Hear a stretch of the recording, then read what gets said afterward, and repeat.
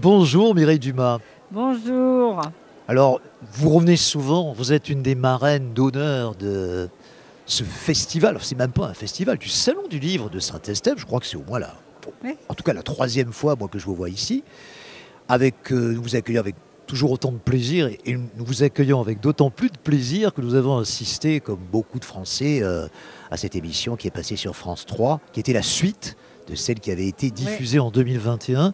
40 ans de télé, et là vous receviez souvent des pères et des fils, des filles et les pères, et je retiens de cette émission qu'il est très dur d'être l'enfant d'un artiste, d'un comédien. En tout cas, c'est comme cela que je l'ai ressenti.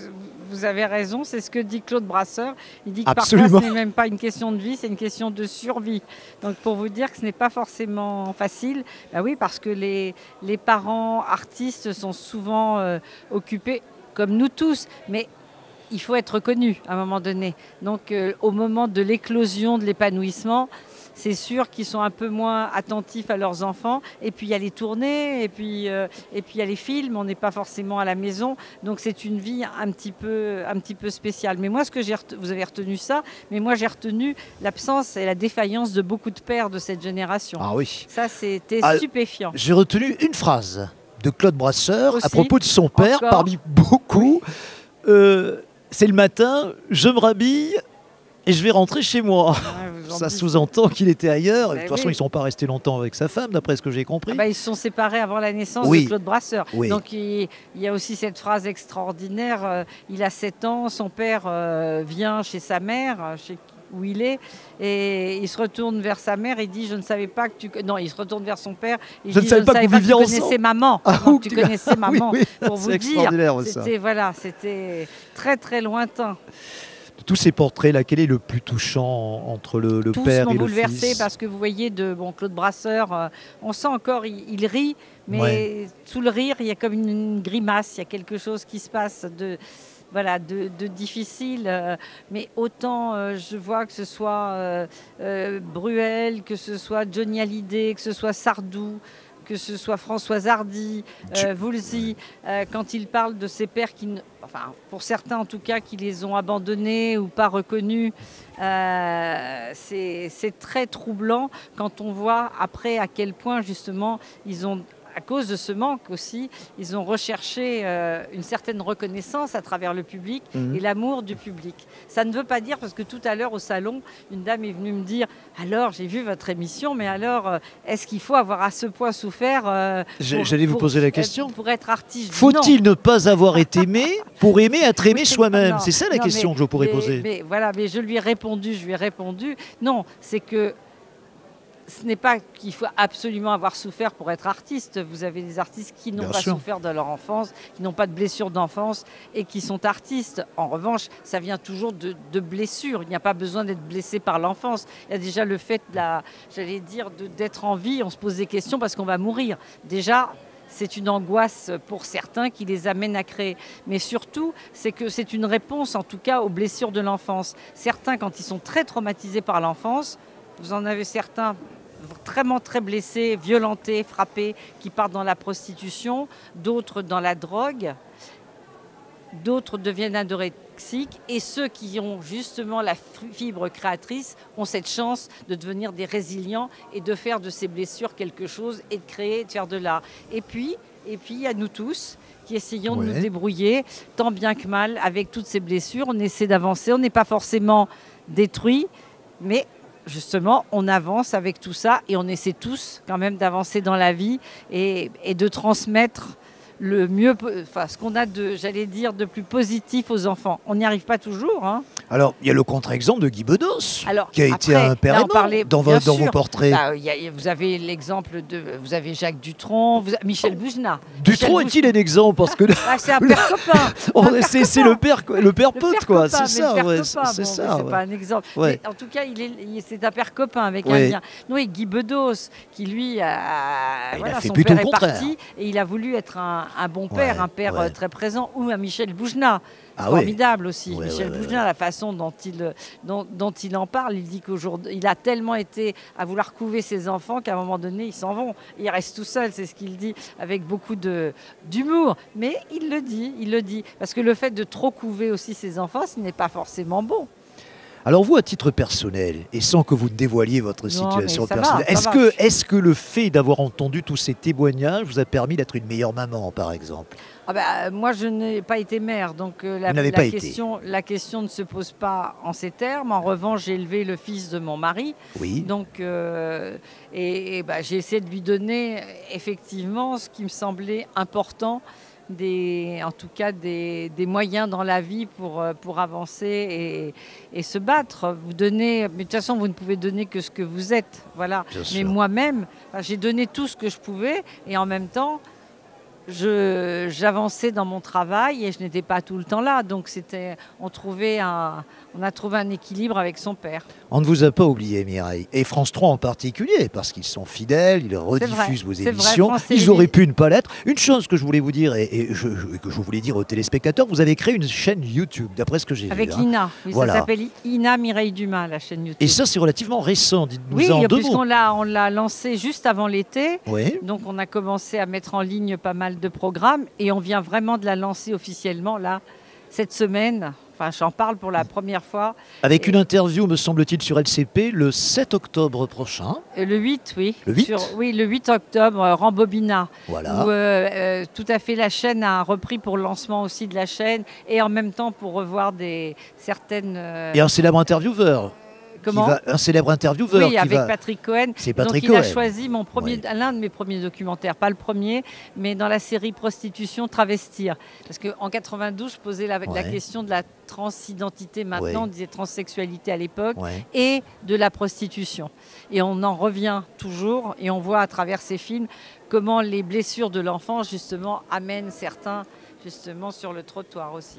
Est-ce que vous avez toujours autant de plaisir de venir à la rencontre de votre public, comme c'est le cas ici ou ailleurs? Ou est-ce qu'il y a une forme de lassitude, ou est-ce que c'est un émerveillement constant? Constant. Et je l'ai toujours dit, c'était comme une urgence d'aller au-devant des autres. J'adore aller au-devant de tous les autres dans toutes leurs différences, diversités. C'est ce qui m'enrichit.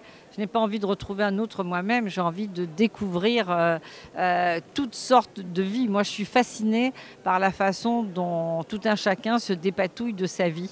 Voilà, on connaît des joies, des peines, on essaie de s'en sortir, on chute, on rebondit. C'est ce que font les anonymes et les artistes.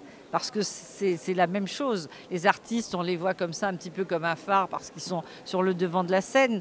Mais tout un chacun, on vit les mêmes choses, on traverse les mêmes deuils, enfin les mêmes, en tout cas on traverse des deuils, et on traverse des joies. Et tout ça, finalement, c'est le tronc commun de l'humanité. Après, on le vit chacun en fonction de sa propre sensibilité. Mais heureusement, il y a, j'ai envie de dire, cette justice qui fait que tout ça, on le traverse tous. Si je vous dis écoute, pertinence, réactivité, est-ce que c'est le trio gagnant de la bonne interview?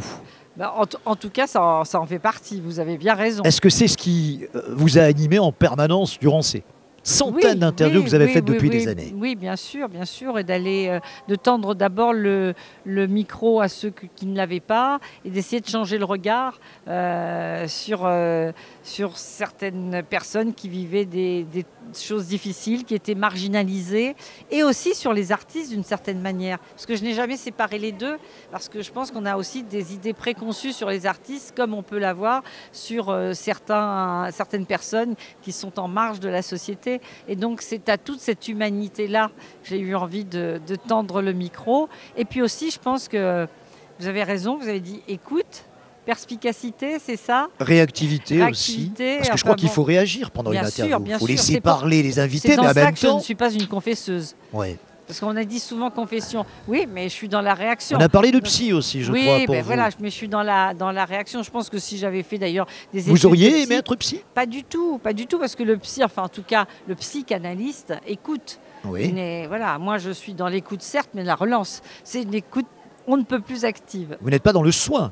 Et je ne suis pas dans le soin, même si je pense que de parler et de la libération de la parole aide De même que l'applaudissement du public pour les artistes, c'est du baume sur leur cœur. Qui est votre émule aujourd'hui? Qui semble vous emboîter le pas? Alors franchement, je ne donne pas de nom parce qu'à chaque fois... On doit vous la poser, cette question. Bien sûr, souvent. En fait, non, j'entends beaucoup. Et ça, il faut être tranche aujourd'hui quand on fait une interview. Vous ne l'étiez pas. Moi, j'aime bien les gens qui me disent, qui se sont inspirés de moi. Alors, j'entends beaucoup. Hein, j'ai entendu... Sonia De Villers, Frédéric Lopez. Oui. Mais vous êtes le contraire d'Ardisson, par exemple. Mouloud. Pardon. Vous êtes le contraire d'Ardisson. Oui. Vous ne cherchez pas à choquer les gens, à les mettre en difficulté. Mais j'entends comme ça des personnes me dire vous nous avez inspirés. Voilà. Oui. C'est Olivier Delacroix qui disent vous Olivier nous avez inspirés. Absolument, absolument. Voilà. Moi, je trouve ça formidable d'inspirer. Ce sont mes enfants. J'ai beaucoup d'enfants de tout âge, mais c'est bien d'avoir inspiré. C'est plus ça que je dirais. C'est plutôt que de chercher. De toute façon, il n'y a pas c'est pas le problème d'être émule. On est chacun doit trouver en plus. C'est ça un bon intervieweur. Son style et être vrai en face de l'autre. S'il triche, ça se voit. Oh oui. Et ça ne dure pas longtemps. Bien sûr. Fait un éclair dans le paysage audiovisuel. Il n'y a que la sincérité la sincérité, l'écoute. Et avoir envie de mettre en valeur ce qu'il y a de formidable et non pas soi-même. Oui, non pas soi-même. Et de ne pas chercher à tout prix de le faire fauter, de la phrase qui va faire du buzz. Ce qu'on appelle le buzz, oui, exactement. Le buzz, mais alors là, vous ne faites pas carrière longtemps. Non, bien sûr que non. Il faut savoir aussi se faire un petit peu aimer les autres, j'imagine, quand on est intervieweur. Et les aimer. Et ce n'est pas un langage chrétien. C'est avoir cette envie d'aller vers l'autre, de le rencontrer, de le connaître et de mettre en perspective ce qu'il y a de formidable dans la vie. Vous présentez un livre sur ce salon? Parce qu'on n'en a pas du tout parlé. Non, vous êtes vraiment... Par amitié pour Martine. Par amitié pour Martine qui fait un travail exceptionnel. Oui. Martine Mandé. Franchement, je lui tire mon chapeau, ce n'est pas évident. Sans elle, ça n'existe pas. Voilà, elle porte tout ça à bout de bras. La petite mairie aussi de Saint-Estèphe, quelques aides. Mais franchement, Martine est au centre de ce dispositif. Et en tant que femme, je lui tire mon chapeau parce que je sais ce que c'est que d'être aussi une mère. Mais je l'ai été pendant quand même un bout de temps malgré tout, puisque je ne crois pas forcément au lien du sang, les liens de cœur sont aussi importants, bien sûr. Mais d'être à la maison, de s'occuper de la maison, de travailler et en plus d'être ou dans l'associatif ou de monter un salon comme celui-ci, bravo. Merci. Toujours disponible, Mireille. Ça fait 3 années de rang qu'on vous écoute avec d'autant plus de plaisir. J'ai oublié de vous dire quelque chose, c'est que je me suis d'autant plus ancrée ici dans le Médoc, c'est que je suis devenue depuis ce matin la marraine de l'association qui s'appelle ACV2F, qui est Agir contre les violences faites aux femmes. Ah, il y a du travail, malheureusement. Et voilà, et je suis devenue leur marraine, leur porte-parole. Oui. Je les ai rencontrées ce matin, elles font un travail absolument exceptionnel et j'ai eu envie vraiment de leur dire oui et en tout cas d'apporter mon soutien et de porter aussi ce combat. Ce sont des sujets que j'ai traités il y a 30 ans, 40 ans. Et avant les autres. Mais c'est surtout qu'on n'avance pas. Oui. On n'avance pas. Voilà, il n'y a pas beaucoup de progrès en 30 ans, vous avez raison. Il n'y a pas assez de moyens donnés, etc. Et tout. Et elles font un travail formidable et elles aussi sont à la recherche. Il y a tout besoin de moyens économiques pour que ça marche. Voilà. Merci Mireille. Merci bon séjour dans le Médoc. Merci de nous avoir répondu à Equitélé.